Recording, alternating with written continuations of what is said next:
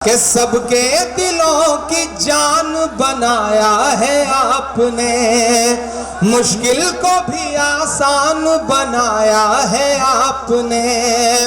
कैसे अदा करूंगा मोहब्बत का कर्ज मैं, इमरान को इमरान बनाया है आपने, इमरान को इमरान बनाया है आपने।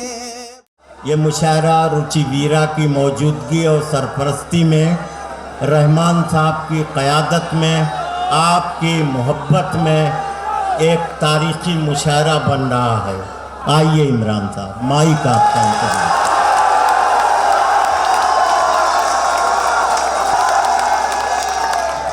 बहुत शुक्रिया आपकी मोहब्बतों का।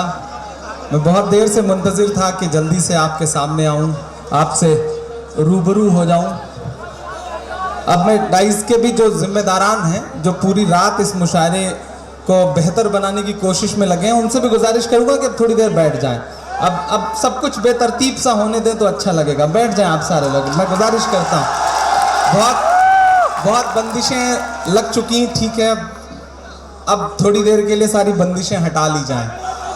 मैं 4 मिसरों से अपनी बात की शुरुआत करता हूँ। बहुत दूर था आज, लेकिन जब डॉक्टर रहमान साहब का फ़ोन आया और ये कहा गया कि रुचि वीरा जी एक प्रोग्राम चाहती हैं और वो चाहती हैं कि आप बिजनौर आएँ। मैं अभी कुछ ही महीने पहले आके गया था, तो जल्दी जल्दी किसी शहर में आना अच्छा भी नहीं लगता, लेकिन जब नाम उनका आया तो मेरे जहन में एक तस्वीर घूम गई।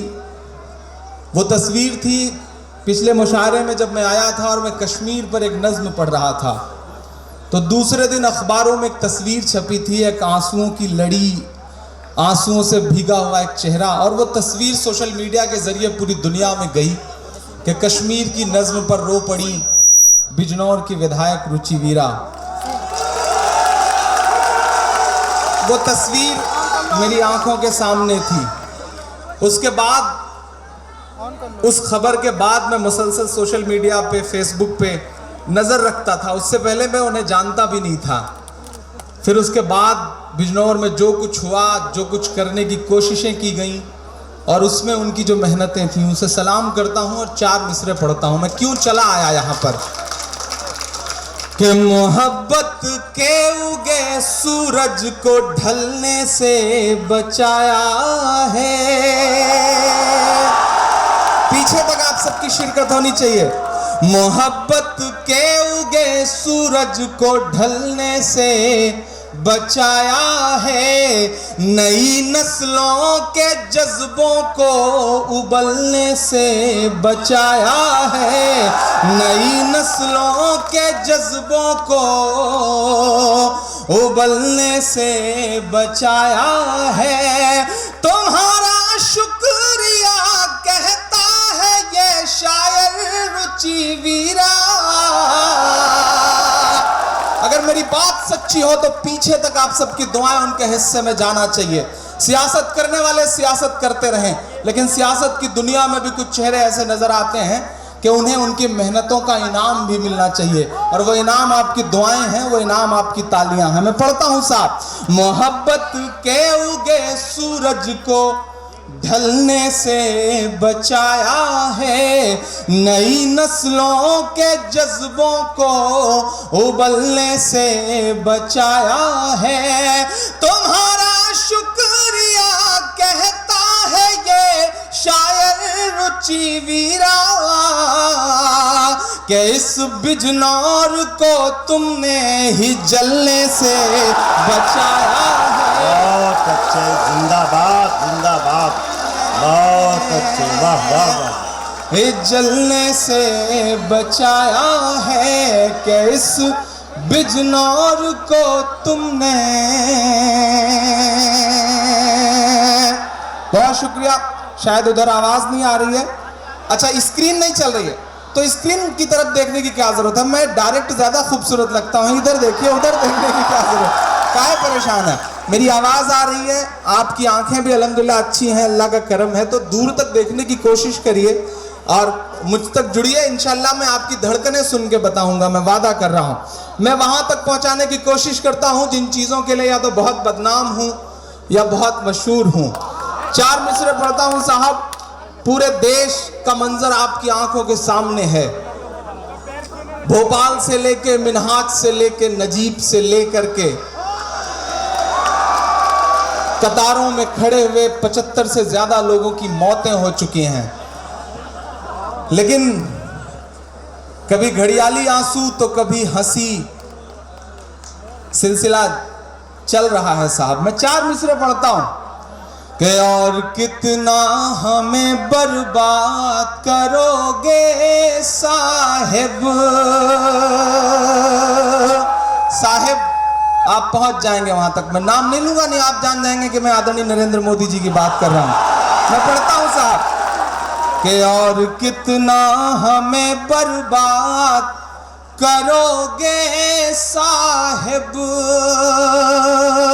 क्या सितम और नया ईजाद करोगे साहिब, क्या सितम और नया ईजाद करोगे साहिब।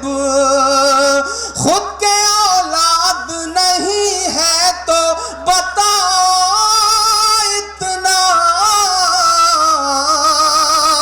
कितनी माँ को बे औलाद करोगे साहिब, करोगे साहिब। कितनी माँ को बे औलाद करोगे साहिब, करोगे साहिब। 4 मिसरे और पढ़ता हूं साहब। बस थोड़ा सा आप पे ठंड का असर हुआ है, लेकिन मैं इंशाल्लाह उम्मीद कर रहा हूं कि थोड़ी देर में आपके अंदर जोश आ जाएगा, जुनून आ जाएगा। मैं 4 मिसरे और पढ़ता हूं साहब। अच्छा, एक झटके में इस देश की 86% करेंसी के लिए साहब नमूदार होते हैं टीवी चैनल्स पर 8 बजे के आसपास और कहते हैं रद्दी का टुकड़ा है। लोग परेशान, दूसरे दिन से लोग लाइनों में, और साहब जापान जाकर के कहते हैं कि देश दुआएं दे रहा है, देश आशीर्वाद दे रहा है। भाइयों बहनों, देश आशीर्वाद दे रहा है। हाँ साहब, देश आशीर्वाद तो दे रहा है। आशीर्वाद की बहुत सारी वीडियो सोशल मीडिया पे टहल रही हैं, तैर रही हैं। हमारे भी कान में आशीर्वाद की वीडियोस आई हैं साहब। एक बार आप भी सुन लीजिए तो समझ में आ जाए कि देश कितनी दुआएं दे रहा है। देश वाकई दुआएं दे रहा है। नोटबंदी कर दी गई साहब। कतारों का आलम यह है अनवर भाई कि गांव में एक आदमी लाइन में खड़ा था, तो पड़ोस में गुजर रहे एक दोस्त ने उससे कहा कि क्यों भाई, बैंक तो शहर में है, यहाँ क्या कर रहे हो? उसने कहा कि बैंक शहर में ही है, लाइन शहर से गांव तक आ गई है, मैं उसी लाइन में खड़ा हुआ हूं। एक आदमी ने दरवाजा खटखटाया, अंदर से बच्चे ने झांक के कहा कि मम्मी कोई दाढ़ी वाले बाबा आए हैं। तो माँ ने कहा कि गौर से देखो, तुम्हारे पिताजी होंगे 6 दिन पहले नोट बदलवाने गए थे, लाइन में लगे थे, आज लौट करके आए। ये आलम हो गया है। लेकिन साहब, अगर आपने अच्छा फैसला किया होता, आपकी मंशा अच्छी होती, तो हम आपके साथ खड़े होते। लेकिन आपकी मंशा कहीं से भी अच्छी नहीं है। पिछले जो कुछ दिन गुजरे हैं उसमें 1,24,000 करोड़ रुपए के कारोबार का नुकसान हुआ है देश का, और आप कह रहे हैं कि आप देश हित में सब कुछ कर रहे हैं। देश हित का ठेका सिर्फ अवाम ने ले रखा है। आप गोवा से लेकर के, कर्नाटक से लेकर के महाराष्ट्र तक के 3 भाषण में 3 घंटे में 3 कपड़ा बदलेंगे। पिछले 2.5 साल में 70 करोड़ रुपए का कपड़ा पहनेंगे, और आप कहेंगे कि देश हित का ठेका अवाम ले? नहीं साहब। मैं 4 मिसरे पढ़ता हूं और आपसे दुआएं मांगता हूं कि कौन कहता है कि दिल में वतन नहीं रखते, कौन कहता है कि दिल में वतन नहीं रखते, तुम्हारी तरह से नफरत का मन नहीं रखते, नोटबंदी से डराओ ना हमें, हम वो हैं। अगला मिसरा सच्चा लगे तो तालियों में बदल देना, पहुंचा देना दिल्ली तक इन मिसरों को। मैं पढ़ता हूं साहब कौन कहता है कि दिल में वतन नहीं रखते, तुम्हारी तरह से नफरत का मन नहीं रखते। नोटबंदी से डराओ ना हमें, हम वो हैं, ज़कात देते हैं हम, काला धन नहीं रखते, हम नहीं रखते। बहुत अच्छे इमरान, जिंदाबाद, वाह वाह वाह वाह। धन नहीं रखते, हम नहीं रखते। बहुत शुक्रिया, बहुत मोहब्बत है। जो पीछे के लोग हैं, जरा सा आप सबकी भी शिरकत हो साहब। इधर सीधे सीधे देखिए। अच्छा, ये बिजनौर है रुचि वीरा जी, बड़े शरीफ लोग हैं, थोड़ा देर से बातों को समझ पाते हैं। वो बिजनौर के एक डॉक्टर साहब दिल्ली में प्रैक्टिस कर रहे थे, अस्पताल खोल के। एक मरीज उनके पास पहुंचा अपने भाई को लेकर के, तो भाई ने कहा कि डॉक्टर साहब मेरे भाई का पैर मुसलसल नीला पड़ता जा रहा है। अब बार बार मैं डॉक्टर साहब कहूं तो आप रहमान साहब की तरफ मत देखिएगा, इनका मसला नहीं है वो। मेरे भाई का पैर नीला पड़ता जा रहा है। डॉक्टर साहब ने गौर से देख के कहा कि पूरे पैर में जहर फैल गया है, पैर काटना पड़ेगा। डर गया वो बेचारा, उसने कहा ठीक है साहब, जहर फैल गया है तो बेहतर है आप काट दीजिए। डॉक्टर साहब ने ले जा करके पैर काट दिया। दूसरे दिन फिर मरीज अपने भाई के साथ, भाई ने कहा डॉक्टर साहब आपने कैसे पैर काटा, जहर फिर फैल रहा है, पूरा पैर नीला पड़ता जा रहा है। डॉक्टर साहब ने गौर से मुआयना देख के कहा ओहो गलती हो गई, इनकी तो लुंगी कलर छोड़ रही है, मैं तो समझ ही नहीं पाया था। तो ये बात है साहब, बिजनौर थोड़ी देर से चीज़ों को समझता है, लेकिन मोहब्बतों को समझने में जो भी आप वक्त लें, लेकिन समझ जाएं तो फिर उसका सबूत दें आप। मैं पढ़ता हूँ 4 मिसरे और, बहुत अच्छा सुन रहे हैं। आज हम यहाँ खड़े हैं, लेकिन आज ही के दिन 2 मिनट रुक जाओ। 7 जवान, 2 अफसर और 5 जवान, 7 शहीदों को हमने खोया है कश्मीर में। 7 जवान आज के दिन। मैं उन जवानों की शहादत को सलाम करता हूं और इस देश की सत्ता से पूछना चाहता हूं कि जब आपने एक सर्जिकल स्ट्राइक कर ही दिया था, जिसमें आप बता रहे थे कि सब तबाह कर दिया है हमने, उसके बाद अब तक तकरीबन 36 से ज्यादा जवान मारे कैसे गए, इसका जवाब कौन देगा। मैं 4 मिसरे पढ़ता हूं साहब और आपसे दुआएं मांगता हूं कि सरहद पर दहशत गर्दों का कब्जा है, सरहद पर दहशत गर्दों का कब्जा है, मुल्क पे झूठे हमदर्दों का कब्जा है, मुल्क पे झूठे हमदर्दों का कब्जा है।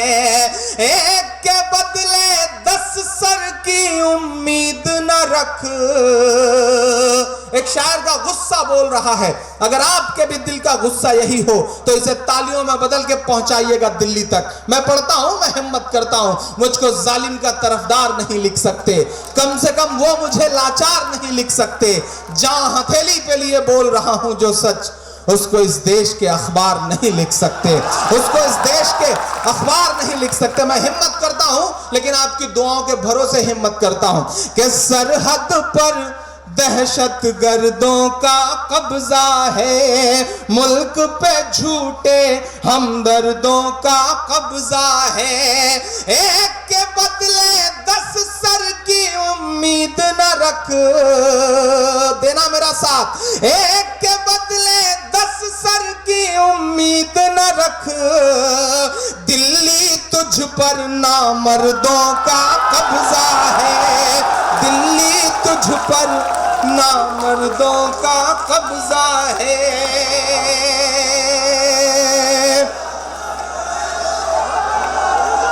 कि सूरज लहू लुहान, बहुत शुक्रिया, सूरज लहू लुहान पड़ा है चाहत का, सूरज लहू लुहान पड़ा है चाहत का, सूरज लहू लुहान पड़ा है चाहत का। साहिब रोशनदान की बातें करते हैं, एक कश्मीर संभाले नहीं संभलता है, और बलूचिस्तान की बातें करते हैं, और बलूचिस्तान की बातें करते हैं। आपकी जानकारी के लिए बताऊं साहब कि जितने जवान शहीद हुए हैं, उरी में 19 जवान हमारे मुल्क के शहीद हुए। मैं सलाम करूंगा उनकी शहादत को जिन्होंने अपनी लाशों पर हिंदुस्तान की नींव को मजबूत रखा है। मैं सलाम करूंगा 29 जवान जो पिछले दिनों वायुसेना के विमान में गायब हैं, तकरीबन 2.5-3 महीने से। सर्जिकल स्ट्राइक की क्रेडिट लेने के लिए बड़े बड़े पोस्टर चिपकवाने वाला कोई भी शख्स निकल करके ये नहीं बताने के लिए तैयार है कि वो 29 जवान पिछले 3 महीने से कहां हैं। तसव्वुर करिए कि उनके घर वालों के हाल क्या होंगे। एक जवान जिंदा पकड़ा गया है, पाकिस्तान के कब्जे में है, लेकिन ये बड़ी बड़ी बातें करने वाले लोग उस पर चुप हो जाते हैं। शर्म तो तब आती है कि जब जेल में एक कातिल मरता है तो उसकी लाश पर तिरंगा डलने के बाद एक सेंट्रल गवर्नमेंट का मिनिस्टर जा करके उसे नमन करता है, लेकिन एक भी मिनिस्टर पूरी बात होने दीजिए, एक भी मिनिस्टर सेंट्रल गवर्नमेंट का, नॉट ए सिंगल कोई मिनिस्टर आज तक जितने जवान इस बीच शहीद हुए हैं, एक भी जवान की शव यात्रा में शामिल होने के लिए नहीं गया। क्या राष्ट्रवाद की बातें यही होती हैं? मैं 4 मिसरे पढ़ता हूं साहब। ऊपर से तिरंगे के अपमान वाली खबरों में भी देश के मंत्री शामिल हैं। नहीं साहब, हम नहीं कबूल कर सकते इस बात को। हमें तिरंगे की अजमत और उसकी खूबसूरती से प्यार है। मैं 4 मिसरे पढ़ता हूं साहब कि अच्छा मुहूर्त है इसी साल चला जाए। थोड़ा सा आइए जोश में, आप बीच के भी लोग आप मेरा साथ दें। मैं पढ़ता हूं, एक जुमला उछलता है साहब। कुछ अजीब अजीब चेहरे वाले लोग कहते हैं कि लीजिए टिकट, पाकिस्तान चले जाइए। हम क्यों चले जाएं साहब? ये हमारे बाप दादा का मुल्क है, हम क्यों चले जाएं? हम नहीं जाएंगे। और जो ये बातें कहते हैं उन्हें बता दिया जाए कि आप बाय डिफॉल्ट हिंदुस्तानी हैं, हम बाय चॉइस हिंदुस्तानी हैं। हमने हिंदुस्तान को चुना है। इस मुल्क पर हमारा हक आपसे 1 गुना ज्यादा है, क्योंकि हम चाहते तो पड़ोस में जा सकते थे। उधर से जिन्ना साहब आवाज लगा रहे थे कि मुसलमानों चले आओ, लेकिन जब जामा मस्जिद की मिंबर से मौलाना अबुल कलाम आजाद ने कहा कि नहीं ठहर जाओ, यही तुम्हारा मुल्क है, तो आज ये जो लोग सामने दिखाई पड़ रहे हैं, इन्होंने कहा कि नहीं यही सच में हमारा मुल्क है। हमारी उस मोहब्बत की तो कद्र करिए। मैं 4 मिसरे पढ़ता हूं साहब कि अच्छा मुहूर्त है इसी साल चला जाए, लेकर के तंबू तिरपाल चला जाए, लेकर के तंबू तिरपाल चला जाए। जिसको तिरंगे की अजमत से प्यार नहीं, बात सच्ची हो तो साथ देना मेरा। जिसको तिरंगे की अजमत से प्यार नहीं, भारत छोड़ के वो नेपाल चला जाए, भारत छोड़ के वो नेपाल चला जाए, भारत छोड़ के वो नेपाल चला जाए। जिसको तिरंगे की अजमत से प्यार नहीं, भारत छोड़ के वो नेपाल चला जाए। बहुत शुक्रिया, बहुत मोहब्बत है। एक नज्म आपको सुनाना है, बिल्कुल ताज़ा सी, बिल्कुल नई सी। वो सुनाने के लिए अब तक मैं सारी बदमाशियां कर रहा था, आपको मूड में लाने की कोशिश कर रहा था। बस थोड़ा सा आप और जुड़ जाएं, क्योंकि आपकी दाद, आपकी मोहब्बतें हमारे लिए वैसे ही हैं जैसे अमर सिंह के लिए जया प्रदा। तो थोड़ा सा ठीक ठाक ढंग से बजेंगी तो अच्छा रहेगा। मैं 4 मिसरे पढ़ता हूँ, जो कुछ मेरे आंखों के सामने बड़े बुजुर्ग इधर भी बैठे हैं, मैं उनकी भी खुसूसी दुआएं चाहूंगा। अच्छा, ये बिजनौर है साहब। जी मैं पढ़ दूंगा। जो बड़े बुजुर्ग बैठे हैं उनकी भी थोड़ी सी शिरकत चाहूंगा। हालांकि ये बिजनौर है, तभी रुखसार पड़ रही थी तो कई बुजुर्गों ने अपनी आंखों के चश्मे उतार के साफ किए थे। उससे समझ में आ गया था कि साहब ये बड़ा खतरनाक सा बिजनौर है। वह एक दिन रेलवे स्टेशन पे 3 बुजुर्ग खड़े थे, माशाअल्लाह। एक बड़ी खूबसूरत सी लड़की सामने से गुजरी तो एक बुजुर्ग ने उसे देख के कहा सुभान अल्लाह। दूसरे साहब ने और गौर से देख के कहा माशाअल्लाह। तीसरे चचा ने कुछ ज्यादा ही गौर से देख के कहा इंशाअल्लाह। ये जो इंशाअल्लाह वाला एहसास है साहब, मैं उसे सलाम करता हूँ और 4 मिसरे पढ़ता हूं, बस थोड़ा सा आपकी और शिरकत हो जाए तो फिर एक नज्म सुनाऊं बिल्कुल नई सी साहब कि पुराने हाल से बदतर सभी का हाल कर डाला,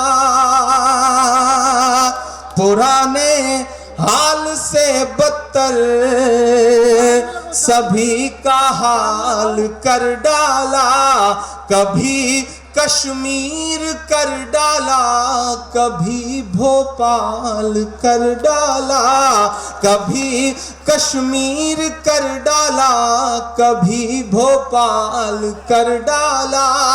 कहाँ वादा था हर खाते में 15 लाख आएंगे, कहाँ वादा था हर खाते में 15 लाख आएंगे, कहाँ सब ले लिया हर शख्स को कंगाल कर डाला, कहाँ सब ले लिया हर शख्स को कंगाल कर डाला।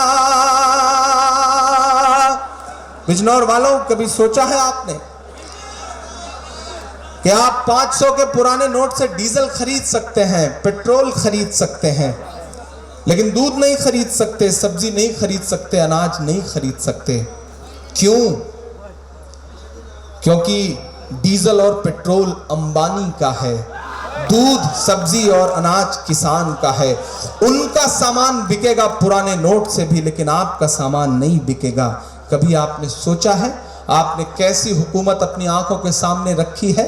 आपने कभी सोचा है कि इधर नोटबंदी से लोग कतारों में मर रहे हैं, उधर कब विजय माल्या समेत देश के कई बड़े उद्योगपतियों का कर्जा एसबीआई ने साइलेंट मोड में डाल दिया, यानी कि वसूल पाने की उम्मीद खत्म कर दी? कभी आपने सोचा है कि ये सरकार इस वक्त देश की बैंक जो है वो कर्जे में है, लेकिन अडानी को 72,000 करोड़ का कर्जा पिछले दिनों सैंक्शन हो गया? कभी आपने सोचा है साहब? नहीं सोचा। मैं एक नज्म पढ़ता हूं कि जालिम तानाशाह की देखो ये कैसी मनमानी है, जालिम तानाशाह की देखो ये कैसी मनमानी है, जालिम तानाशाह की देखो ये कैसी मनमानी है। कारोबार हुए हैं चौपट और बर्बाद किसानी है, कारोबार हुए हैं चौपट और बर्बाद किसानी है।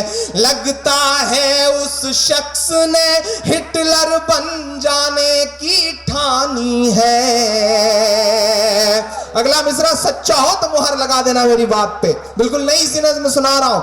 लगता है उस शख्स ने हिटलर बन जाने की ठानी है, कोई बताए किस लाइन में खड़ा कोई अंबानी है, कोई बताए किस लाइन में खड़ा कोई अंबानी है, कोई बताए किस लाइन में खड़ा कोई अंबानी है। जालिम तानाशाह की देखो ये कैसी मनमानी है। मित्रों, काला धन आएगा कि नहीं आएगा? 15 लाख खाते में आएगा कि नहीं आएगा? जो कहते थे 100 दिन के अंदर काला धन लाएंगे, जो कहते थे 100 दिन के अंदर काला धन लाएंगे, काला धन ना ला पाए तो खुद फांसी चढ़ जाएंगे, काला धन ना ला पाए तो खुद फांसी चढ़ जाएंगे।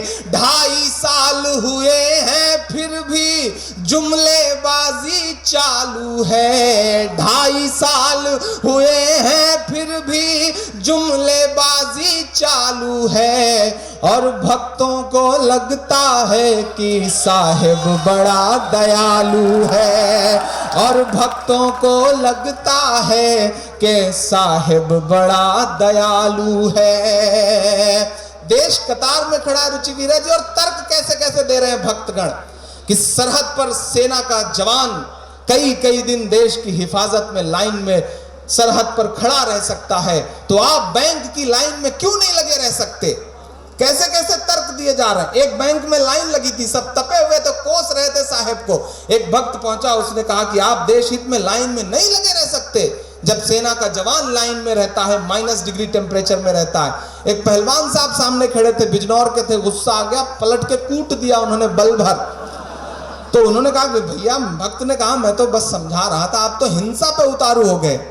तो पहलवान साहब ने कहा कि जब देश हित में एक सेना का जवान अपने सीने पे गोली खा सकता है, तो तुम 10-20 लाख भी नहीं खा सकते देश हित में साहब। ये हालत हो गई है। कैसे कैसे तर्क गढ़े जा रहे हैं। मैं पढ़ता हूं साहब, 2.5 साल हुए हैं फिर भी जुमलेबाजी चालू है, और भक्तों को लगता है कि साहिब बड़ा दयालु है। जिस दिन नोटबंदी लागू की गई, उस दिन एक भक्त ने स्टेटस अपडेट किया था कि अगर आप सचमुच में मोदी विरोधी हैं तो अपनी 500 और 1000 की नोट नई से ना बदल के मोदी विरोधी होने का सच्चा सबूत दें। तो मैंने नीचे लिखा कि हम सबूत दें या ना दें, लेकिन आप मोदी भक्त हैं, इसका सबूत इस तरह से दें कि आप भी अपनी बीबी को छोड़ के भाग जाएं, तब साबित होगा कि आप मोदी जी के सच्चे भक्त हैं। मैं पढ़ता हूं साहब, तर्कों के साथ बात तो करनी पड़ेगी साहब। आप काला धन लाने की बात करते हैं, इस आपकी व्यवस्था से सिर्फ 1% काला धन आ सकता है, लेकिन कभी आपने सोचा है कि जो 70-80 लोग कतारों में लगे हुए मर गए, उनका जवाब कौन देगा? इस देश के 87 करोड़ लोगों पर 85,000 करोड़ रुपया कर्जा है। सिर्फ 87 लोगों पर 85,000 करोड़ रुपए का कर्ज है। हिम्मत है तो उनसे वसूलिए, इन बेचार गरीबे लोगों से। ये जो जिनके पास 2-4 हजार रुपए रखे हैं, उन्हें लाइन में लगवा के आप लग रहा है कि आप देश हित में, और आप जापान में जाके हंसते हैं, गोवा में आके रोते हैं, माँ को लाइन में लगा देते हैं 4,500 रुपए के लिए, और जिस दिन आपकी माँ 4,500 निकाल लेती है, दूसरे दिन से 2,500 कर देते हैं। आपकी माँ निकाले तो 4,500, हमारी अम्मी निकाले तो 2,000। ये तो नाइंसाफी है साहब, ये तो बिल्कुल नाइंसाफी है। और मैं तो पूरी जिम्मेदारी के साथ एक बात कहता हूं कि फर्जी आंसू छलकाना पड़ जाए ये अमाल न कर, फर्जी आंसू छलकाना पड़ जाए ये अमाल न कर, पहले ही जज्बात नहीं है खुद को और कंगाल न कर। और वोट के नाम पे, नोट के नाम पे खूब सियासत कर, लेकिन माँ जैसे पाकीज़ा रिश्ते का तो इस्तेमाल न कर, माँ जैसे पाकीज़ा रिश्ते का तो इस्तेमाल न कर। कि 2.5 साल हुए हैं फिर भी जुमलेबाजी चालू है, और साहेब को लगता है और भक्तों को लगता है कि साहेब बड़ा दयालु है। आम आदमी के ख्वाबों से, आम आदमी के ख्वाबों से ये तो बेईमानी है। कोई बताए किस लाइन में खड़ा कोई अंबानी है, कोई बताए किस लाइन में खड़ा कोई अंबानी है। बहुत शुक्रिया, बहुत मोहब्बतें। आखिर में एक नज्म सुनाना चाह रहा हूँ जिसके लिए मेरे तमाम दोस्तों का हुक्म भी है और मेरी अपनी भी ख्वाहिश है कि मैं वो नज्म सुनाऊं। मैं उस नज्म को सुनाने के लिए ख़ास तौर से यहाँ पे आया भी। बिजनौर की दूरी बदायूं से शायद बहुत ज़्यादा नहीं है, नज़दीक ही है। एक माँ लाइन में लगी साहब तो देश की तमाम बड़ी मीडिया, देश के तमाम बड़े चैनलों पर प्राइम टाइम की खबरें पूरे दिन तैरती रहीं कि माँ लाइन में लगी 4500 रुपया बदलने के लिए। लेकिन एक और माँ है साहब जो उसी दिल्ली में बैठी है, वो उस माँ से ज़्यादा चीख रही है, चिल्ला रही है, जंतर मंतर से लेकर के इंडिया गेट तक घसीटी जा रही है। लेकिन वो माँ मुसलसल चिल्ला के कह रही है कि मुझे मेरा बेटा वापस कर दो, मुझे मेरा नजीब वापस कर दो, मुझे मेरा लाल वापस कर दो। पूरी रात आपने जिस भी तरह से इस मुशायरे को सुना है, आपको मुबारकबाद। रुचिवीरा जी को बहुत मुबारकबाद, डॉक्टर साहब रहमान साहब को बहुत मुबारकबाद। अब तक बिजनौर में हुए तमाम मुशायरों से ज़्यादा वेल मैनर्ड, वेल कल्चर्ड अच्छा मुशायरा, यकीनन इस मुशायरे को कहा जा सकता है। बहुत मुबारकबाद आपको। मैं 3-4 मुशायरों में शामिल रहा हूँ, तब जब फ़ाकिर साहब ने बुलाया था या फिर चेयरमैन साहब ने बुलाया था, लेकिन जितना वेल मैनर्ड प्रोग्राम ये हुआ है इससे पहले शायद नहीं हुआ है। तो यकीनन इस पूरी कमेटी को मुबारकबाद दी जानी चाहिए। लेकिन मेरे जिन दोस्तों को सेल्फी से दूर रखा गया है उनका भी हक है, मैं आऊँगा इंशाल्लाह, आप सबके साथ फ़ोटोज़ खिंचवाऊँगा, ये वादा कर रहा हूँ। मैं नज़्म शुरू करता हूँ। साहब मैं गया उस माँ के पास, मैं मिला उस माँ से, उस माँ के आंसुओं में न जाने क्यों मुझे ऐसा लगा कि मेरे अम्मी के आंसू शामिल हैं। मुझे ऐसा लगा कि नजीब की जगह अगर इमरान होता तो, नजीब की जगह कोई अशोक होता तो, नजीब की जगह कोई अनिल होता तो, नजीब की जगह कोई इरफान होता तो, न जाने क्यों मुझे उस माँ के आंसू की जगह मेरी अम्मी के आंसू लगे। मैं जब उस माँ से मिल के लौटा तो बहुत देर तक मेरे खुद के आंसू नहीं रुक पाए। एक नज़्म हुई जो धीरे धीरे उस तहरीक का हिस्सा बन गई। मैं वो नज़्म सुनाता हूँ। मेरे बहुत प्यारे दोस्त जावेद इकबाल साहब यहाँ बैठे हैं, उनकी भी फरमाइश थी कि मैं ये नज़्म सुनाऊँ।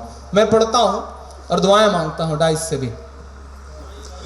सुना था कि बेहद सुनहरी है दिल्ली, समंदर सी खामोश गहरी है दिल्ली। सुना था कि बेहद सुनहरी है दिल्ली, समंदर सी खामोश गहरी है दिल्ली। मगर एक माँ की सदा सुन न पाए, मगर एक माँ की सदा सुन न पाए, तो लगता है गूंगी है बहरी है दिल्ली। सुना था कि बेहद सुनहरी है दिल्ली, समंदर सी खामोश गहरी है दिल्ली। मगर एक माँ की सदा सुन न पाए, तो लगता है गूंगी है बहरी है दिल्ली। वो आँखों में अश्कों का दरिया समेटे, वो उम्मीद का एक नजरिया समेटे। वो आँखों में अश्कों का दरिया समेटे, वो उम्मीद का एक नजरिया समेटे। यहाँ कह रही है वहाँ कह रही है, तड़प कर के ये माँ कह रही है कि नहीं पूछता है कोई हाल मेरा, नहीं पूछता है कोई हाल मेरा। कोई ला के दे मुझे लाल मेरा, कोई ला के दे मुझे लाल मेरा, कोई ला के दे मुझे लाल मेरा। हमारे देश के प्रधानमंत्री महोदय महोबा में एक जनसभा में कहते हैं कि हम मुस्लिम महिलाओं को उनका हक दिलाकर रहेंगे। 3 तलाक के मुद्दे पर हम उनके साथ खड़े हैं, उनको हक दिलाएंगे मुस्लिम बहनों को। कभी कभी मेरा मन करता है कि उनके दरवाजे पर जाऊं, चीखूं, चिल्लाऊं, रो के उनसे कहूं कि आदरणीय प्रधानमंत्री जी, अगर सच में मुस्लिम महिलाओं को उनका हक दिलाना चाहते हैं तो नजीब की अम्मी को अपनी बहन मान लीजिए और अपने भांजे को वापस ला दीजिए। हम बस इतनी गुजारिश कर रहे हैं कि आप नजीब को वापस ला दीजिए। ये जितने भी मुद्दों से ध्यान भटकाने की कोशिशों वाले सवाल हैं, उन्हें एक दरकिनार करके मैं आपसे गुजारिश करता हूं कि पूछना शुरू करिए। जहां भी बैठिए, जिस जगह भी बैठिए, सिर्फ एक सवाल पूछिए सिस्टम से, हुकूमत से, प्रशासन से कि नजीब कहां है। हमें नजीब वापस चाहिए और जिंदा वापस चाहिए। मैं पहला बंद पढ़ता हूं इस नज्म का। नहीं पूछता है कोई हाल मेरा, कोई ला के दे मुझे लाल मेरा, के उसे ले लेके वापस चली जाऊंगी मैं, पलट कर कभी फिर नहीं आऊंगी मैं। उसे लेके वापस चली जाऊंगी मैं, पलट कर कभी फिर नहीं आऊंगी मैं। वही है बुढ़ापे का मेरे सहारा, वही है बुढ़ापे का मेरे सहारा। वो बिछड़ा तो जिंदा ही मर जाऊंगी मैं। उसे लेके वापस चली जाऊंगी मैं, पलट कर कभी फिर नहीं आऊंगी मैं।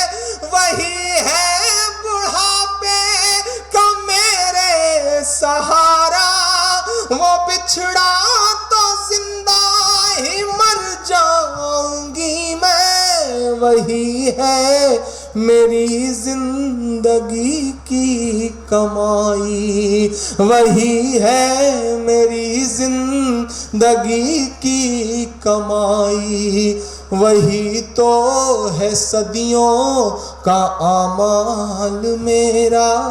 कोई ला के दे दे मुझे लाल मेरा, कोई ला के दे दे मुझे लाल मेरा। आखिरी बंद पढ़ता हूँ इस नज्म का। कभी कभी मैं सोचता हूँ साहब के वाई कैटेगरी की सुरक्षा लेकर के अपने न्यूज़ रूम में बैठे हुए जो टीवी एंकर हैं, उन्हें नाग और नागिन की खबरें दिखाई पड़ती हैं साहब। उन्हें तमाम फिजूल खबरें दिखाई पड़ती हैं साहब। लेकिन अपने न्यूज़ रूम से महज 4-5 किलोमीटर दूर बैठी हुई एक माँ नहीं दिखाई पड़ती, रोती हुई माँ नहीं दिखाई पड़ती।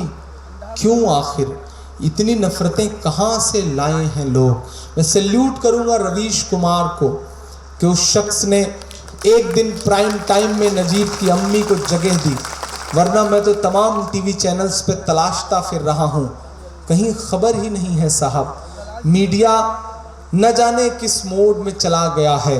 मुझे तो गुस्सा आता है और मेरा मन करता है मैं चीख के कहूं कि मीडिया ने जिस तरह अपना मेयार बेचा है, जिस तरह लोकतंत्र के चौथे खंबे ने।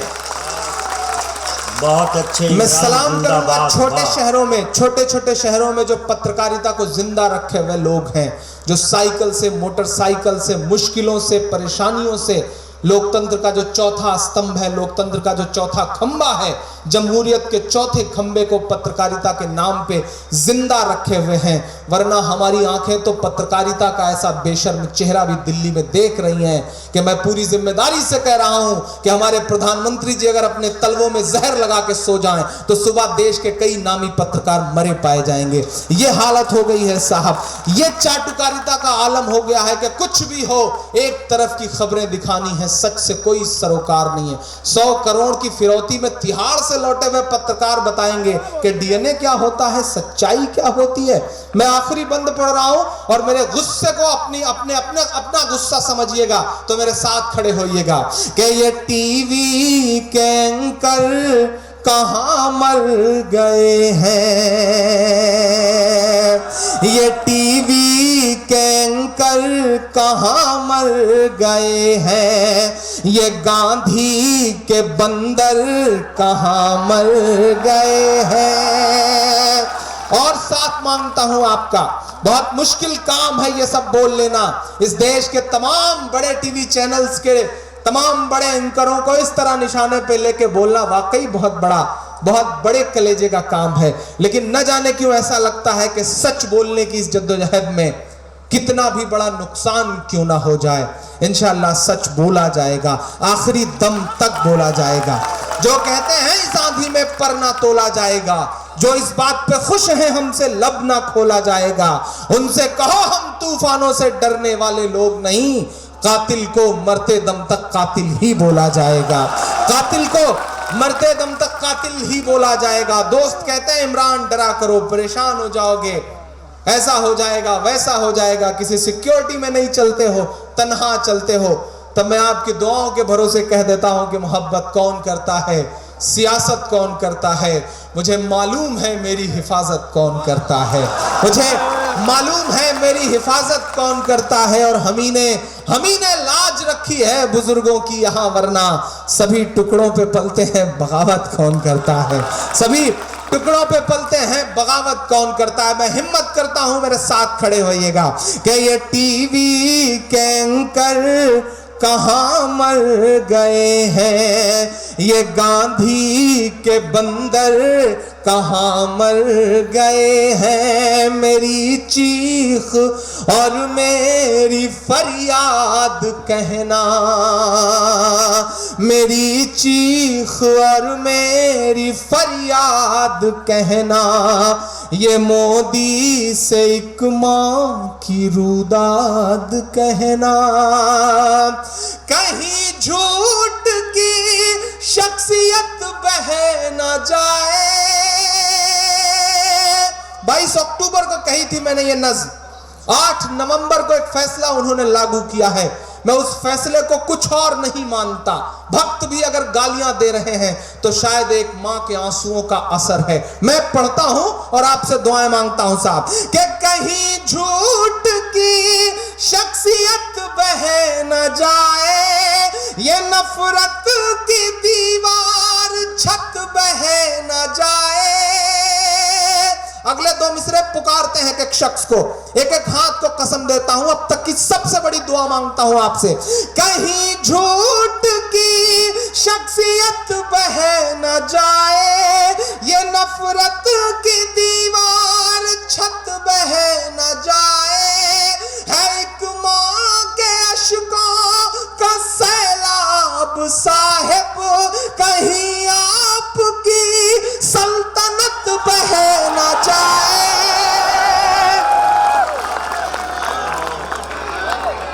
कहीं झूठ की शख्सियत बह न जाए, ये नफरत की दीवार छत बह न जाए। है एक मां के अश्कों का सैलाब साहिब, कहीं आपकी सल्तनत बह न जाए। उजड़ सा गया है गुलिस्तां वतन का। जुल्म इससे पहले भी था, ज्यादती इससे पहले भी थी, लेकिन ये जो नंगई सड़कों पर उतर आई है, इसके खिलाफ बोलना है, इसके खिलाफ लड़ना पड़ेगा और उसके लिए सबको एकजुट होकर के लड़ना पड़ेगा। क्या हिंदू, क्या मुसलमान, क्या सिख, क्या ईसाई। आपसे मैं अमूमन ये बात कहता हूं कि ये मत समझना कि आपकी लड़ाई सिर्फ मुसलमान लड़ रहे हैं, क्योंकि नजीब की तलाश के लिए सबसे ज्यादा लाठियां खाने वाले शख्स का नाम मोहित पांडे है, जो जेएनयू का प्रेसिडेंट है। मैं सलाम करूंगा ऐसे लोगों को पहचानिए और उन्हें मजबूत करिए। जेएनयू के वो दोस्त जो तमाम लड़ाइयां लड़ रहे हैं, उनके लिए दुआ करिए, उनको सलाम करिए। मैं आखिरी बंद पढ़ रहा हूं इस नज्म का। है एक मां के अश्कों का सैलाब साहिब, कहीं आपकी सल्तनत बह न जाए। उजड़ सा गया है गुलिस्तां वतन का, उजड़ सा गया है गुलिस्तां वतन का। नहीं तो ये भारत था खुशहाल मेरा, कोई ला के दे दे।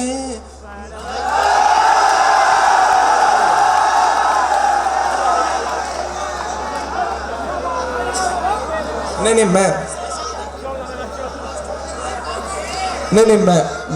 मैं जहां रात बाकी है, बात बाकी है, आप सबसे मुलाकात बाकी है। एक मिनट इमरान, एक मिनट रुक जाओ।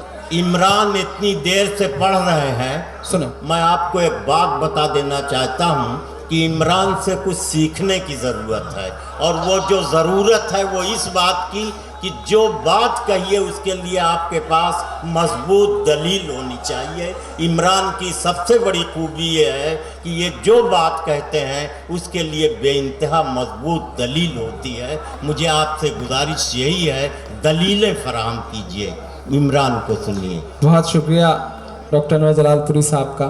ये दौर यकीनन बहुत मुश्किल है, ये दौर सच में बहुत मुश्किल है। हवा बनाने की कोशिशें चल रही हैं साहब। बड़े बड़े सूरमा गायब हो गए जो दम्भ भरते थे कि हम देश को बचाएंगे, हम दूसरे गांधी हैं, वो कहां चले गए पता ही नहीं है। मैं 4 मिसरे पढ़ता हूं कि भारत मां की आंख के तारे कहां गए, आरएसएस के राज दुलारे कहां गए, अच्छे दिनों की तरह उन्हें भी खोज रहा कोई, बताए अन्ना हजारे कहां गए, कोई बताए अन्ना हजारे कहां गए। और मैं तो हुकूमत को एक सुझाव देता हूं साहब, आपने सर्जिकल स्ट्राइक की, अब भी आतंकवादियों की घटनाएं नहीं रुक रही हैं, हमले नहीं रुक रहे हैं। एक मेरा सुझाव मान लीजिए, शायद हमले रुक जाएंगे। मैं पढ़ता हूं साहब कि नफरत वाले मजदूरों को भेजो ना, अगले काफिया की दाद चाहता हूं अपने शायर दोस्तों से भी, कि नफरत वाले मजदूरों को भेजो ना, साध्वी प्राची सी हूरों को भेजो ना, गाय के नाम पे जो आतंक मचाते हैं, सरहद पर उन लंगूरों को भेजो ना, सरहद पर उन लंगूरों को भेजो ना, सरहद पर उन लंगूरों को भेजो ना। और 4 फरमाइश के मिसरे हैं, मैं वो पढ़ दूं, उसके बाद एक नज्म सुनाता हूं इंशाल्लाह। 4 मिसरे पढ़ता हूं। अभियान आज भी शुरू है साहब, आज तो अतर मुबारकबाद दूं मैं, मोहब्बतों की एक नई शुरुआत होने जा रही। इस साल की आईएएस की टॉपर टीना डाबी और सेकंड टॉपर अतरुल शफी आपस में शादी करने जा रहे हैं। मुबारकबाद देता हूं कि मोहब्बतों की एक नई फजा शुरू हो रही है।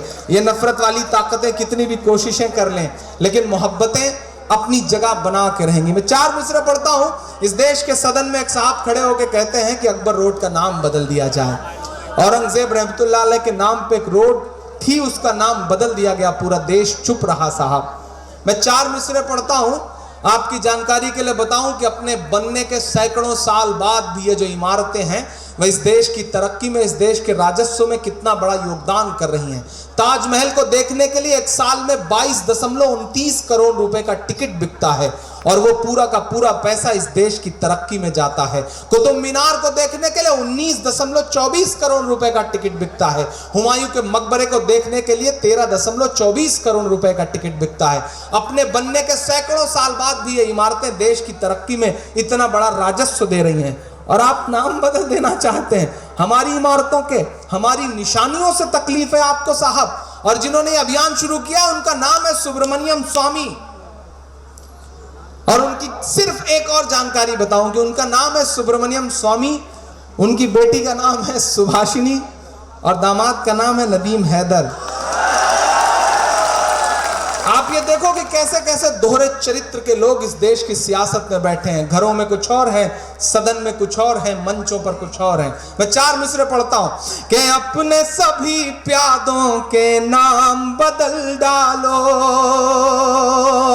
तारीखी यादों के नाम बदल डालो। ठीक है साहब, छूट देता हूं आपको कि अपने सभी प्यादों के नाम बदल डालो, तारीखी यादों के नाम बदल डालो। अकबर रोड का नाम बदलने से पहले, आपके जज्बे को अगर मिसरे में पिरो सका हूं तो मेरा समर्थन करना, कि अकबर रोड का नाम बदलने से पहले अपने दामादों के नाम बदल डालो, अपने दामादों के नाम बदल डालो। तारीखी यादों के नाम बदल डालो। एक नज्म सुना रहा हूं साहब, आपने सुनी नहीं है, बिल्कुल नई सी है, आपके यहाँ इम्तिहान में कॉपी जचवाने की कोशिश करूंगा। लेकिन उससे पहले मैं सलाम करूंगा आज भीड़ में व्यवस्था बनाने में या फिर पूरी रात दिलचस्पी के साथ मुशायरा सुनने में जब पुलिस के सिपाही और पुलिस के अधिकारी यहाँ मौजूद हैं, उन्हें खास तौर से सलाम करूंगा। वर्दी को लेकर के आपके मन में चाहे जो भ्रांतियां हो, चाहे जो गलत फहमियां हो, लेकिन जब मैं इस वर्दी की तरफ देखता हूं तो मेरी आंखों में शहीद हेमंत करकरे का चेहरा आता है। जब मैं इस वर्दी की तरफ देखता हूं तो मेरी आंखों में शहीद तंजील अहमद का चेहरा आता है। जब मैं इस वर्दी की तरफ देखता हूं तो मेरे प्रतापगढ़ में वर्दी में लिपटी हुई शहीद जियाउल हक का चेहरा मेरी आंखों के सामने आ जाता है। मैं इसलिए भी एहतराम करता हूं, आप अपने घरों में सुकून से इसलिए सोते हैं क्योंकि ये लोग अपनी रातें कुर्बान करते हैं। मैं सलाम करूंगा, अच्छे बुरे लोग हर जगह हैं, लेकिन जो अच्छे लोग हैं उनकी तारीफें होना चाहिए, वरना बुराइयां हमेशा हावी रहेंगी। मैं एक नज़्म सुनाता हूं, अच्छे लोगों की बात है, अच्छे दिनों की बात है, चारों तरफ अच्छे दिनों की चर्चा है। मैं पढ़ता हूं, एक नज़्म सुनाता हूं कि जो कल तक कातिल थे वो कानून के अब रखवाले हैं। आज प्रधानमंत्री जी ने एक नया आदेश दिया कि भारतीय जनता पार्टी के हर विधायक और सांसद अपना खाता अमित शाह जी को दिखाएं। हम आप इनकम टैक्स डिपार्टमेंट को दिखाएं और वो लोग दिखाएं तो अमित शाह जी को दिखाएं। साहब कैसा दोगलापन है, कैसा दोहरा चरित्र है साहब। मैं पढ़ता हूं कि जो कल तक कातिल थे वो कानून के अब रखवाले हैं। जो कल तक कातिल थे वो कानून के अब रखवाले हैं। और लोगों को लगता है अच्छे दिन आने वाले हैं। जो कल तक कातिल थे वो कानून के अब रखवाले हैं। पहला बंद पढ़ूंगा, सियासत ने कैसे कैसे बेहिस चेहरे देखे हैं रुचि वीरा जी। कानपुर में 138 लाशें पड़ी थी ट्रेन हादसे के बाद, और कानपुर से महज 280 किलोमीटर दूर आगरा में हमारे देश का प्रधानमंत्री माइक पर खड़ा होकर के चिंघाड़ रहा था। उसे इतनी भी शर्म नहीं आई कि वो कम से कम आगरा की रैली रद्द करके कानपुर आकर के 136 परिवारों को सांत्वना दे सकते। साहब मैं सलाम करूंगा अखिलेश जी को, मैं सैल्यूट करूंगा अखिलेश जी को कि जैसे ही हादसे की खबर सुनी उन्होंने 200 से ज्यादा एम्बुलेंस रवाना करी, मुसलसल नजर बनाए रहे। मैं सलाम करूंगा। और देश का रेल राज्य मंत्री आकर के मुआवजा बांटता है तो बेशर्मी की हद यह है कि बंद पड़ी हुई 500 की नोटें मुआवजे के तौर पे देता है। मैं फिर से सलाम करूंगा अखिलेश जी को कि मुआवजे के लिए प्रॉपर तैयारी करवाते हैं। मैं तो ये कह रहा हूं कि अखिलेश जी को लखनऊ में रहने का कोई हक नहीं है, लखनऊ की गद्दी पे रहने का कोई हक नहीं है, उन्हें दिल्ली की गद्दी पे होना चाहिए। वो यकीनन दिल्ली की गद्दी पे रहने लायक इंसान है। मैं सलाम करूंगा उनकी इस सोच को साहब। और मैं बंद पढ़ता हूं, स्वामी स्वरूपानंद सरस्वती महाराज एक बात कहते हैं साहब कि जब जब देश की गद्दी पर कोई मनहूस या फिर कोई खराब शख्स बैठता है तो आपदाएं आती हैं, विपदाएं आती हैं। मैं अपनी तरफ से बात नहीं कह रहा हूं, क्योंकि वो बहुत बड़ी शख्सियत है स्वामी स्वरूपानंद सरस्वती महाराज, शंकराचार्य हैं। उन्होंने कोई बात कही तो मुझे उसे ग्रहण करना था, मुझे उसे मिसरे में पिरोना था। मैंने 4 मिसरे इस बात के बनाए। मैं पढ़ता हूं साहब। और लोगों को लगता है अच्छे दिन आने वाले हैं। जो कल तक कातिल थे वो कानून के अब रखवाले हैं। कि अच्छे दिन तो नहीं मिले, चेहरा मायूस मिला है। अच्छे दिन तो नहीं मिले, चेहरा मायूस मिला है। लफ्फाजी करने वाला उम्दा जासूस मिला है। लफ्फाजी करने वाला उम्दा जासूस मिला है। दाल की कीमत देखो 200 के उस पार खड़ी है। अब अगला मिसरा अगर सच में मेरी हिम्मत का हो तो एक एक हाथ हवा में उठ जाए कि दाल की कीमत देखो 200 के उस पार खड़ी है। जब से भारत की गद्दी को एक मनहूस मिला है। जब से भारत की गद्दी को एक मनहूस मिला है। कितने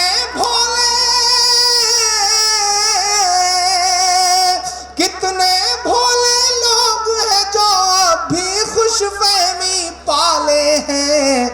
बेचारों को लगता है अच्छे दिन आने वाले हैं। बेचारों को लगता है अच्छे दिन आने वाले हैं।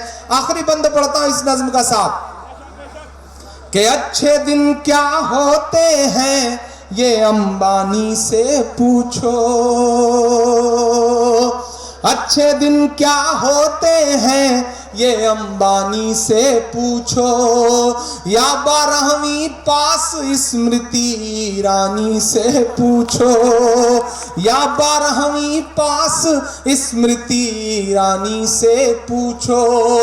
अच्छे दिन और बुरे दिनों का फर्क जानना हो तो जाओ बेचारे लाल कृष्ण जी अडवाणी से पूछो। जाओ बेचारे लाल कृष्ण जी अडवाणी से पूछो कि सबने चुप्पी ओढ़ रखी है, सबकी जुबां पर ताले हैं। बेचारों को लगता है अच्छे दिन आने वाले हैं। बेचारों को लगता है अच्छे दिन आने वाले हैं। बहुत शुक्रिया। जाते जाते एक नज्म और पढ़ना है, बताएं कौन सी पढ़ूं। लोगों ने अलग अलग नज्मों की फरमाइश करी है। मदरसा की फरमाइश है, फलस्तीन की है, अब मुसलमान है, कश्मीर है, बर्मा है।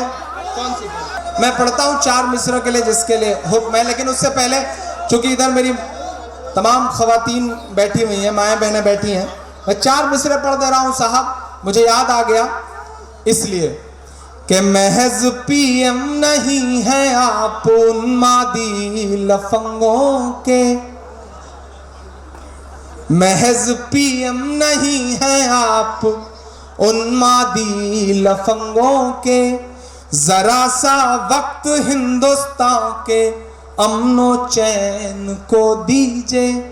हमारी औरतों को हक बराबर बाद में देना। अब पढ़ता हूं साहब, हमारी औरतों को हक बराबर बाद में देना।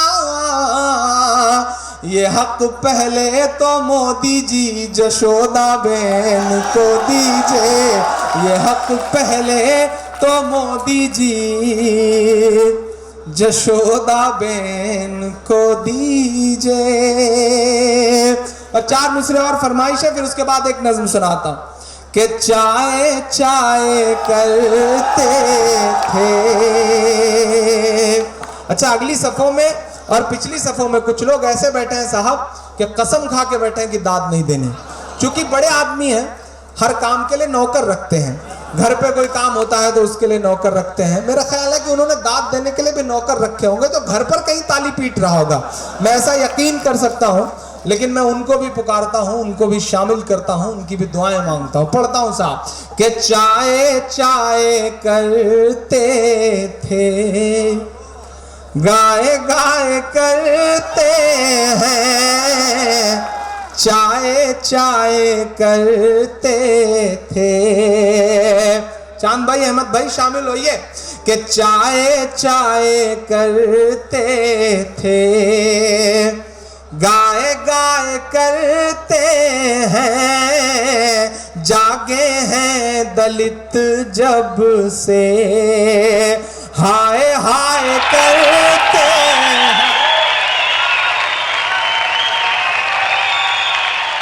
इन दिनों सोशल मीडिया पर, गूगल पर आप तमाम ऐसे वीडियोस देख रहे हैं कि रोहिंग्या म्यांमार में कत्लेआम का सिलसिला जारी है साहब। मासूम बच्चों का कत्ल हो रहा है, रेप हो रहा है, और म्यांमार की सेना कर रही है, कोई और नहीं कर रही है।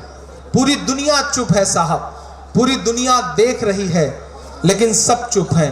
मैं उन बर्मा के आम लोगों की एक दर्द में डूबी हुई एक नज्म आपको सुनाना चाहता हूं, बमुश्किल 2.5 मिनट के। मैं पढ़ता हूं साहब। कि कल रात मेरी आँख, कल रात मेरी आँख ये कहते हुए रोई। थोड़ी देर खामोशी चाहिए आपकी डाइस के भी। ये भाईजान ये पानी बांटना थोड़ी देर बंद कर दें भाईजान, हजरत भाईजान थोड़ी देर पानी बांटना बंद कर दें।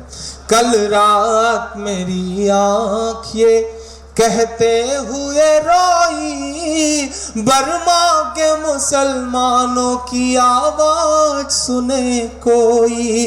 कल रात मेरी आँख, कल रात मेरी आँख ये कहते हुए रोई, बर्मा के मुसलमानों की आवाज सुने कोई, बर्मा के मुसलमानों की।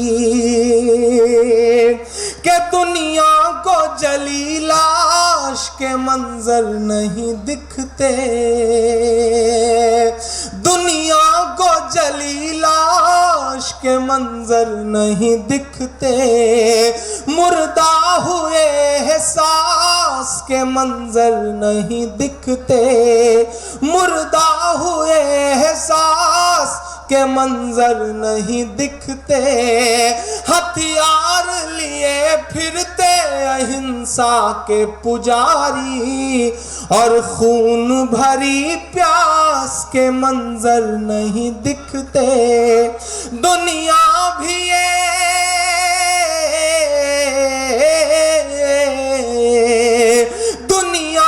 ये नामर्द है, चुपचाप है सोई, बर्मा के मुसलमानों की आवाज सुने कोई, आवाज सुने कोई, आवाज सुने कोई। कल रात मेरी आँख, कश्तियों में बिठा करके छोड़ दिया गया है समंदर में। बच्चे हैं मासूम मासूम, 30-30, 40-40 दिनों से भूखे प्यासे श्रीलंका के साहिल पे जाके लगते हैं तो वो कहता है कि हम अपने देश में एंट्री नहीं देंगे। हिंदुस्तान के साहिल पे लगते हैं तो वो कहता है कि नहीं आप म्यांमार के हो, आप जाओ। पाकिस्तान के साहिल पे लगते हैं तो वो कहते हैं कि नहीं हमें आपसे क्या मतलब, इंसानियत मर रही है। मैं आखिरी बंद पढ़ता हूँ इस नज़्म का। बर्मा के मुसलमानों की के कश्ती है, समंदर है, किनारा ही नहीं है, कश्ती है, समंदर है, किनारा ही नहीं है बेसरो सामान, सहारा ही नहीं है, कश्ती है, समंदर है, किनारा ही नहीं है बेसरो सामान, सहारा ही नहीं है। दुनिया में रहे और कोई उनके अलावा, बर्मा में रहे और कोई उनके अलावा, ये बुद्ध के चेलों को गंवारा ही नहीं है, ये बुद्ध के चेलों को गंवारा ही नहीं है। दुनिया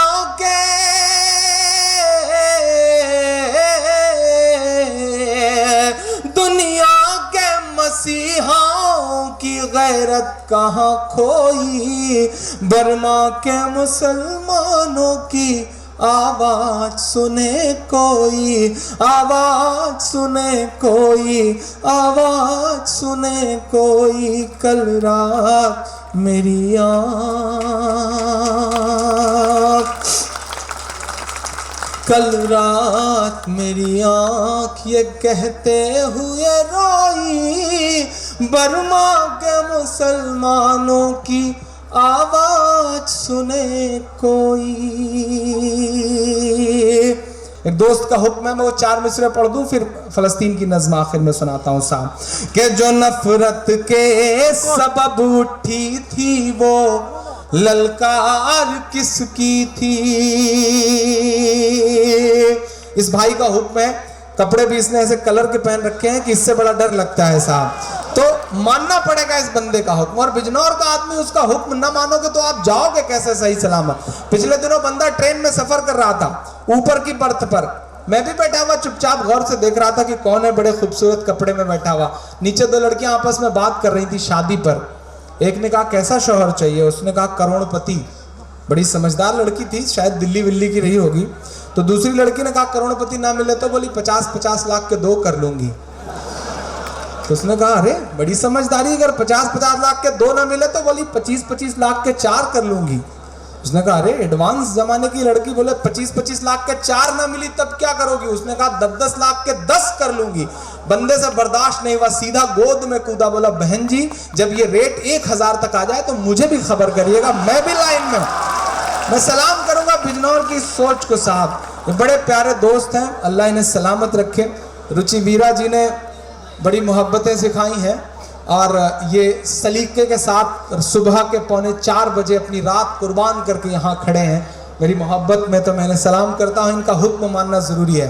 कि जो नफरत के सबब उठी थी वो ललकार किसकी थी, हमारे खून को प्यासी थी वो तलवार किसकी थी, हमारे खून को प्यासी थी वो तलवार किसकी थी। हमारी गर्दने मत काटिए बस ये बता दीजिए। सवाल जायज हो तो मुहर लगाना। हमारी गर्दने मत काटिए बस ये बता दीजिए, जिसे तुम पहन कर भागे थे वो सलवार किसकी थी, जिसे तुम पहन कर भागे थे वो सलवार किसकी थी, जिसे तुम पहन कर भागे थे वो सलवार किसकी थी। बहुत शुक्रिया। मैं फलस्तीन की नज़्म सुनाने चल रहा हूँ साहब, मदरसे के लिए जिनका हुक्म है। इंशाल्लाह जल्दी एक मुशारा और होगा, मैं ये वादा करवा रहा हूँ। पीछे बैठे हुए लोगों से तब आऊँगा इंशाल्लाह, मदरसा सुना दूंगा। हम मुसलमान हैं भी सुना दूंगा इंशाल्लाह, मैं सब सुना दूंगा। लेकिन मिनहाज की नज़्म यहाँ अब उसका मौका नहीं है, सीधे फलस्तीन सुना देता हूँ। मैं पढ़ता हूँ। दुनिया माने या ना माने साहब, लेकिन अल्लाह की लाठी में आवाज़ नहीं होती है। जब उसकी लाठी चलती है तो किस तरह से 60,000 लोग आग से बेघर हो जाते हैं। पूरी दुनिया समझ ही नहीं पा रही है कि आग लगी कहाँ से है। पूरी दुनिया परेशान है कि इजराइल में जो आग लगी है वो आग का बवंडर आया कहाँ से है, इतनी तेज हवाएं कैसे चल रही हैं। 60,000 से ज़्यादा लोग बेघर हो चुके हैं। मैं इंसानियत के नाते उनके ज़ख्मों में उनके साथ खड़ा हूँ, मैं उनके दर्द को समझ रहा हूँ। लेकिन साहब कुदरत की लाठी बड़ी बेआवाज़ होती है, कुदरत का इंसाफ भी बड़ा अनूठा होता है। जब आप रमज़ान के महीने में तोपें चला रहे थे और पॉपकॉर्न और कोका कोला सेलिब्रेट कर रहे थे, तब आपको सोचना चाहिए था कि ऊपर बैठी कोई एक ताकत है जो इंसाफ करती है और उसके इंसाफ में आवाज़ नहीं होती, वो सुनाई नहीं पड़ता, सिर्फ दिखाई पड़ता है। मैं फ़लस्तीन की नज़्म आपकी अदालत में रखता हूँ। वो मुल्क जो दुनिया के सामने अपने आप को मुल्क मनवाने की लड़ाई लड़ रहा है, वो मुल्क जहाँ बच्चे कत्ल होते हैं, स्कूलों पर बम बरसता है, मैं उस नज़्म की आवाज़, मैं उस मुल्क की आवाज़ बन के बोलता हूँ। पढ़ता हूँ साहब। ये मेरी कौम के रहनुमा भी सुने, ये मेरी खुशनसीबी है कि तमाम दोस्तों को याद है मेरी ये नज़्म। मैं रखता हूँ आपकी अदालत में इस नज़्म को साहब। ये मेरी कौम के रहनुमा भी सुने, मेरी उजड़ी हुई दास्तां भी सुने, जो मुझे मुल्क तक मानते ही नहीं। आप गा रहे हैं, शायद ये मेरे लिए सबसे बड़ा इनाम है। ये आवाज मुझ तक आनी चाहिए, मैं पढ़ता हूं, मेरे साथ गाएंगे, मुझे अच्छा लगेगा। ये मेरी काम के रहनुमा भी सुने, मेरी उजड़ी हुई दास्तां भी सुने, जो मुझे मुल्क तक मानते ही नहीं, सारी दुनिया के वो हुक्मरां भी सुने। सिर्फ लाशें ही लाशें मेरी गोद में, सिर्फ लाशें ही लाशें मेरी गोद में, कोई पूछे मैं क्यों इतना गमगीन हूँ, मैं फलस्तीन हूँ, मैं फलस्तीन हूँ, मैं फलस्तीन हूँ, मैं फलस्तीन हूँ। दुनिया के तमाम मुल्कों की तरफ देखो तो बड़ी नाउम्मीदी होती है, मायूसी सी नजर आती है, लेकिन अल्लाह का कहना है कि मायूसी कुफ्र है। इस बीच उम्मीद की एक किरण नजर आई है। मैं सल्यूट करूंगा किंग सलमान साहब को, सल्यूट करूंगा किंग सलमान साहब को।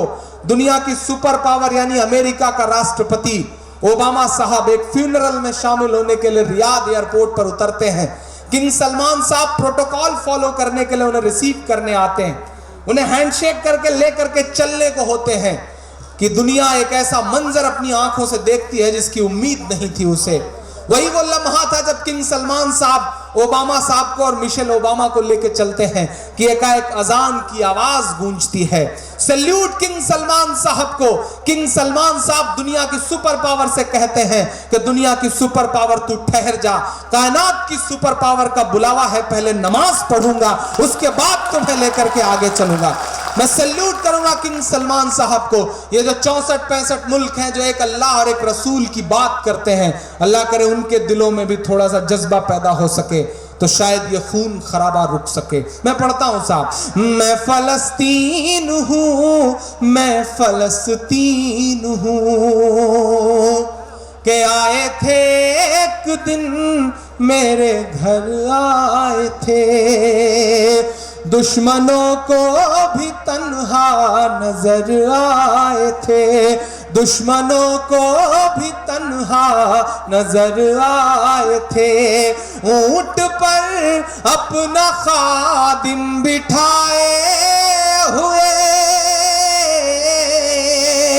ऊंट पर अपना खादिम बिठाए हुए, मेरी इस सरजमी पर उमर आए थे, मेरी इस सरजमी पर उमर आए थे, जिसकी परवाज है आसमानों तलक, जख्मी जख्मी मैं वो एक शाहीन हूँ, मैं फलस्तीन हूँ, मैं फलस्तीन हूँ।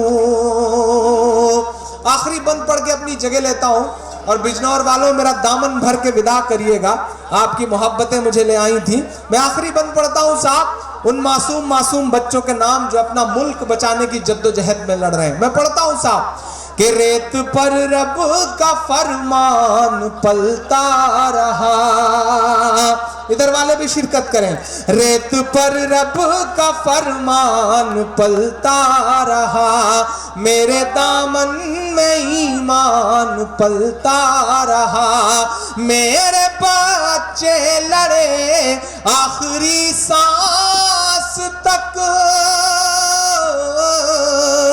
मेरे बच्चे लड़े आखिरी सांस तक, और सीनों में कुरान पलता रहा, और सीनों में कुरान पलता रहा, जर्रे जर्रे में अल्लाहु अकबर लिए। अजान बंद करने के जिस दिन कार्रवाई हुई दूसरे दिन से आग लगी, और अब आलम यह है साहब की अजान दी जा रही है तभी आग रुक रही है। मैं पढ़ता हूं साहब कि जर्रे जर्रे में अल्लाहु अकबर लिए, खुश नसीबी है मैं साहिबे दीन हूँ, मैं फलस्तीन हूँ, मैं बहुत अच्छे। के सबके दिलों की जान बनाया है आपने, मुश्किल को भी आसान बनाया है आपने। कैसे अदा करूंगा मोहब्बत का कर्ज मैं।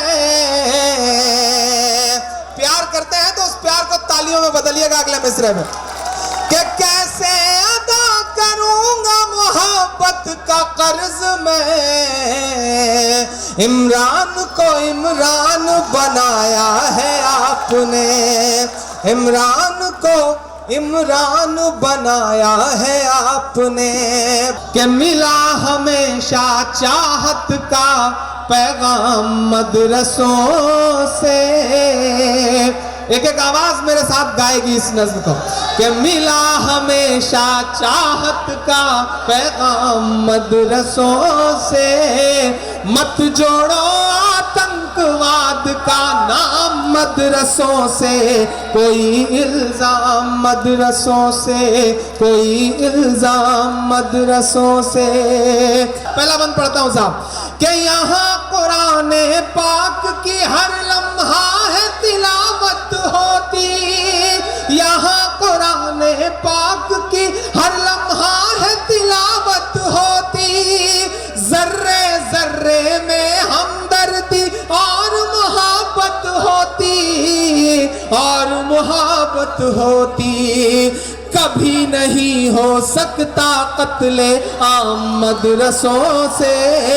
मत जोड़ो आतंकवाद का नाम मदरसों से, कोई इल्जाम मदरसों से, कोई इल्जाम मदरसों से।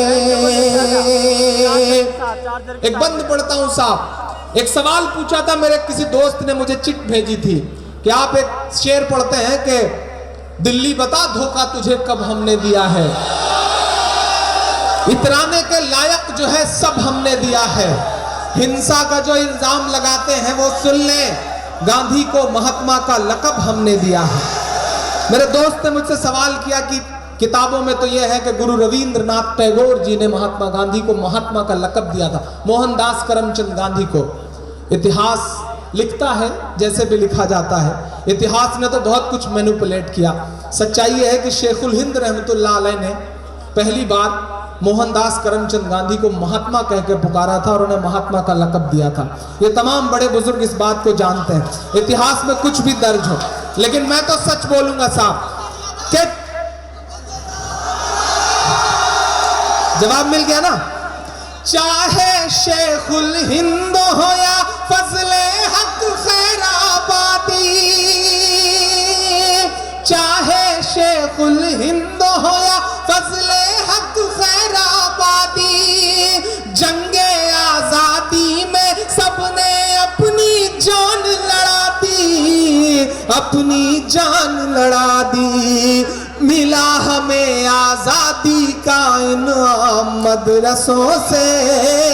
मत जोड़ो आतंकवाद का नाम मदरसों से, कोई इल्जाम मदरसों से, कोई इल्जाम मदरसों से।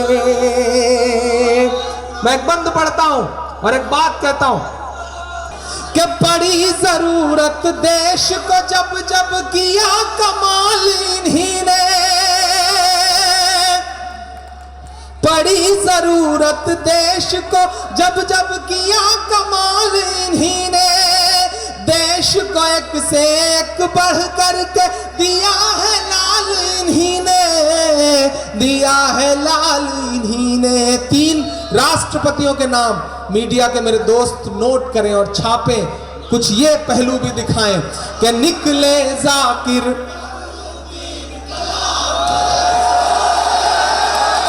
बहुत शुक्रिया।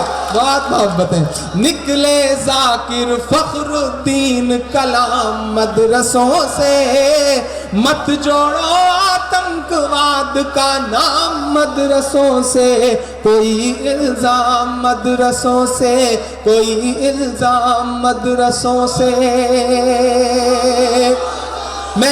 मैं आखिरी बंद से पहले का बंद पढ़ता हूं साहब, सुनिए। 57 की जंग के बाद अंग्रेजों को लगा कि हिंदुस्तान पे हुकूमत बहुत मुश्किल है, हुकूमत करना है तो मुसलमानों को मिटाओ, मुसलमानों को मिटाना है तो कुरान मिटाओ। आपके आसपास के तमाम इलाके मेरे इन मिस्रों के गवाह हैं साहब कि अंग्रेजों ने एक साथ सैकड़ों उलेमा को फांसियां दी और यह कहा कि इनकी लाश तब तक मत उतरने देना जब तक आवाम के दिल से क्रांति का, इंकलाब का भूत न उतर जाए। इतनी कुर्बानियां दी हैं साहब। मैं एक बंद पढ़ता हूं, मेरी जिंदगी का सबसे अच्छा और सबसे खूबसूरत बंद, क्योंकि मेरी अम्मी कहती हैं कि यह मुझे बहुत पसंद है। मैं पढ़ता हूं और जिन्होंने जो पीछे खड़े हैं बड़े बुजुर्ग, उनकी भी दुआएं मांगता हूं मैं इन मिसरों पे। कि जंगे आजादी में फिरंगी लाख कुरान जलाए। अगले मिसरे पे सबका हाथ उठ जाए साहब। कि जंगे आजादी में फिरंगी लाख कुरान जलाए, किसी भी हाफिज के दिल से एक हर्फ मिटा ना पाए। जंगे आजादी में फिरंगी लाख कुरान जलाए, किसी भी हाफिज के दिल से एक हर्फ मिटा ना पाए, एक हर्फ मिटा ना पाए। लिया है अल्लाह ने ऐसा भी काम मदरसों से, मत जोड़ो आतंकवाद का नाम मदरसों से, कोई इल्जाम मदरसों से, कोई इल्जाम मदरसों से। कि मोहब्बत के उगे सूरज को ढलने से बचाया है। सहमत हैं आप मेरी बात से? कि मोहब्बत के उगे सूरज को ढलने से बचाया है, नई नस्लों के जज्बों को उबलने से बचाया है, नई नस्लों के जज्बों को उबलने से बचाया है। तुम्हारा शुक्रिया करता है ये शायर रुचि वीरा। अब अगले मिसरे पे उठ जाए आपका हाथ। तुम्हारा शुक्रिया करता है ये शायर रुचि वीरा, कि इस बिजनौर को तुमने ही जलने से बचाया है, कि इस बिजनौर को तुमने ही जलने से बचाया है। आखिरी बंद पढ़ता हूं साहब। मत जोड़ो आतंकवाद का नाम मदरसों से, कोई इल्जाम मदरसों से। ये जुनून, ये जोश 2017 की तारीख बता रहा है साहब, 2017 की हवा बता रहा है। मैं सलाम करूंगा और अभी से मुबारकबाद दे रहा हूं आपको बहुत बहुत। मैं आखिरी बंद पढ़ रहा हूं साहब, पढ़ो आखिरी बंद। सिस्टम कहता है हथियार मिलता है, सिस्टम कहता है ट्रेनिंग दी जाती है। मैं बता रहा हूं क्या मिलता है। कि वजू के लोटे कुछ कुरान और टूटी हुई चटाई,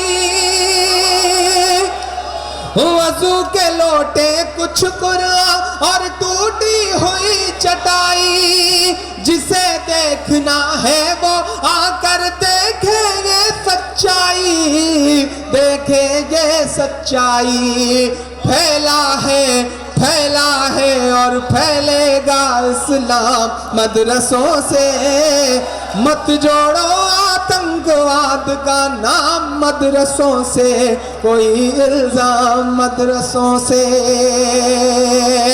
और जाते जाते सिर्फ 4 मिसरे, मैं आखिरी 4 मिसरे पढ़ता हूं। मेरी खुशबू संभाल कर रखना, दिल पे काबू संभाल कर रखना, तेरे सीने से लग के रोया हूँ। बिजनौर वालों, तेरे सीने से लग के रोया हूँ, कर रखना। बहुत शुक्रिया, बहुत मोहब्बतें, बहुत सारा प्यार।